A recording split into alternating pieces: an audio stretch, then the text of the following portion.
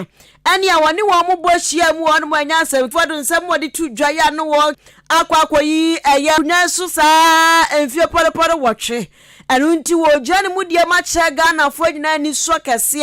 na ne sa yo so aka che Ghana fo nyina da se abetena so he se emprempre Ghana ha se no we edi aboa oman nkan wi 2025 odi kan no waba ono na dadan kwakufu ado ate ase agye atum se obi fufro nso mehwe no ontoa oman no nkyekere no so enu nti se tintintinti honhom de ya ban a chebi kwese asabrochire small landing chebi bio wase ama no dabi enya de so no na bia wawi ni e jina ba bia kweka se obecha nachi ade ama Dr. Haji Mahmudu Bawumia ne se osunti kwofo bi keka se o na ado se Bawumia nkwa no beja nachi ama nachi mo obi na okra dabi ala da se wono ochima piesie ya yankopon aye na dom wabetina benja so mako enfie pole wotwe ede be no tena kura aje dia wo masapa mu twato ho no ya no nti omo so tena kunwa no so ni eye Ghana man pedi dada wo ya ne baby ko eye Papa Rollins Papa JJ Rollins wodi mfie wotwe enu nti ne boss hu mi jema ya man pedi dada o manam so ne class fo ni me wa mo eye Papa J wanya gikiriki din tiasa akyerepa no so His Excellency na ya de kwadi wo be sanka mwiase na so ni nto no de obeka se Ghana fo man be aba ne adamu prom preside over the company, that of Jerry John Rawlings and John Ajakun Kufuor, who in the Fourth Republic have been privileged by the people of Ghana to serve 2 terms as President of the Republic. It has been the greatest honor of my life to have served as President not once but twice, and I have done my best, especially during its aftermath. It's been a very difficult time, but I believe most of us can see that we are now turning the corner and returning our economy back to normalcy and revived growth.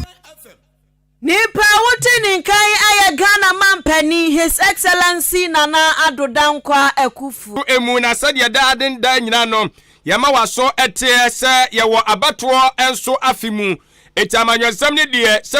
se wumpeo nebre ena aso na yete se koko bre mu no tim se koko akuafo de nyina mo na manasem sem dwade so makunko kakra se wanwo ha wo mo bre na aso no mo mu nibi nipa yo me akoko bre mankwa nipa bre mu owuo na wo eye amanwasam wo ne ye bawram wo National Democratic Congress ndisi amanyoko no akache wo mo franka tuni wa fimpinu ne aduonu nan abatuo no emuo eye orura John Dramani Mahama mawura mfisa akora na de okurokura mu na nneoma bi wo no ma na wo ya wanwie pese Ghana mampanyina kuyam no kase watie sifom a one gagidie se opiamu ewo eye enu oka kire wonom sanyamia ne ye kam obi esanse company awodo wa bia ditumi o etia na mfa na fuache ye pa chairman munya nneoma yo ne ye nua no amanyoko ne ye kan bia no amagi amamuo no mu na ebia na nafofo mo MPP amwa ensem fata kodi nkofu kuma eni edidija wo MPP ko ni mani bi se ya omuntimi ntena se emfa kuntuna se sandisifo so ya krado se wo mso be hwe ho atono e wase tran yi. Another woman was attorney transport. They've all occupied many ministerial positions. The only positions that Ghanaian women have never occupied are the 2 highest in our history. His small family that has kept NDC captured by a small group of people. This is not Kufuor's MPP. This is a different MPP that has been hijacked by some people. And so the Democrats and go and reorganize. No ne the Breno at the Ama National Democratic Congress NDC Orura John Dramani Mahama. Na JDM John Dramani Mahama ni egusu jina ne so kwapia mu Upper East Region enum yansa bitu Ghana Congress ayamanim samwa aya pro se enchekere enko nanim o wobatia se oba nu oya oba ewo Ghana emra sebedwe fama mu dibra yenya dar enti John Dramani Mahama ye empanifo ye ono John Drakwasem kan ye biemu a abakwasem ti no etue mamu kwa akoto aba no am na sa so atimi abo ma oba ema ewo Ghana ha. Reasons women have the only positions president and vice president. History is going to be made because by the grace of God on 7 December 2024 of Ghana. This was ababio na nado dia yi na hia yi brosoma na nado na ni wato ama na wasanso tatawo onyo kama visit adwini nyanse president ne vice president bakwasem bebre kyerese oyo ono so kro na bra suku mu se ene ye kwe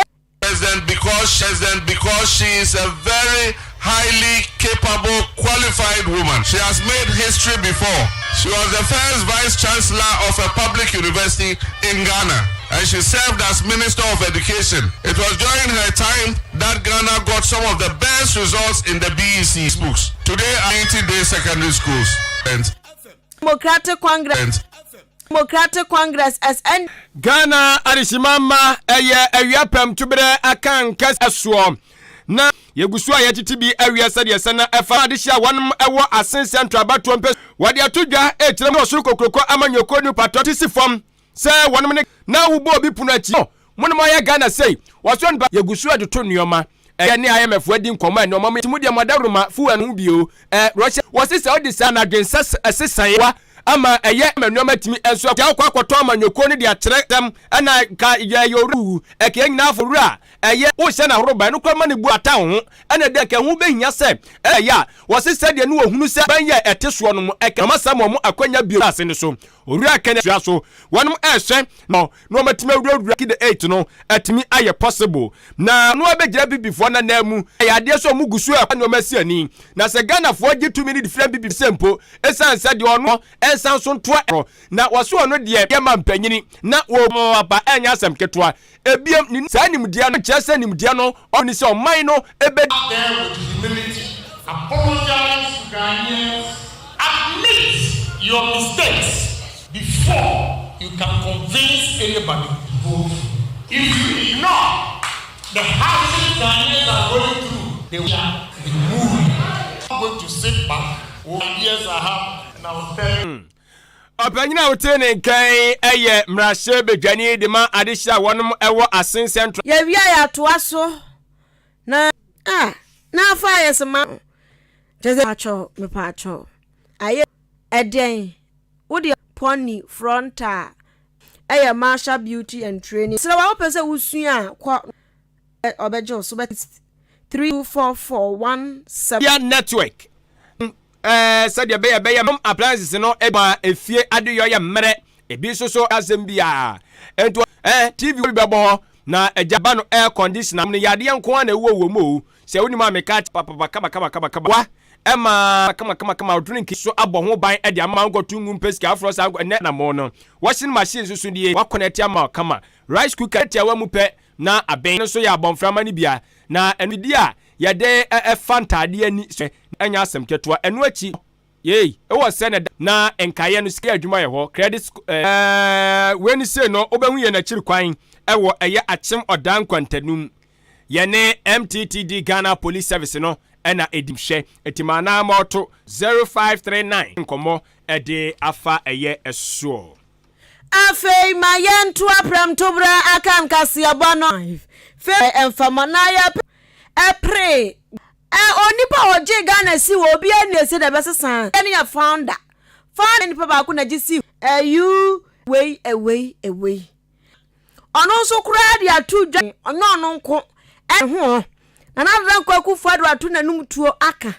just osun pani na aka so osun keto ro kwa kan na musi batu kokum mwadwa sadem se enya na je omani si ho na na do se mo pem ho yi na na oman esi fo ya ne tu omfo Professor Dr. Osajefo Kwame ana nya ono nkwa ne no oni omunya adwe si nyina onkromanko na ya hwa bi na wokọ bakwasem mpo no a yase dan omo yase da bi go bakwasem mu no eji omani si woro oni omo ya adwe bi adan kwaso so ene se esoro ha se nanso ya kafa to de wo ma hu ne ka enu nti na do dan kwa kufu ado so akokenka ono do professor eba na si ya kase wo ya founder wa be fane Ghana waso no professor eni mpuntu de nioma ne papa ne do so che ne bone so a eya Osajefo Dr. Kwame Nkrumah ya fi ahomfo ne de with the politics of the effort to them in terms of which historians are not being very hard, and that's why parents, you see, so it can belittle his accomplishment, you see, but still is the fullest nation UN for Professor Bafo Ajiman Dua na obwa obese obetumi ayo man e wose Ghana fo ne de no MPP amanyoko na fira tia wapɛ na ya onimonyamfo Kofi so yo ko Mahama weti bonkoso tima wontimi enkriti enso ehwe eje no etubatampa candidate for Okwaikwe CUPP rice ehun ani suye nkura nkoto abamfa ma rokote atro so yate wate obeseye ko mensa plan nane baumia de womo amamuo no ani Dr. Naposo so akopie wonom said yes for Hawa wase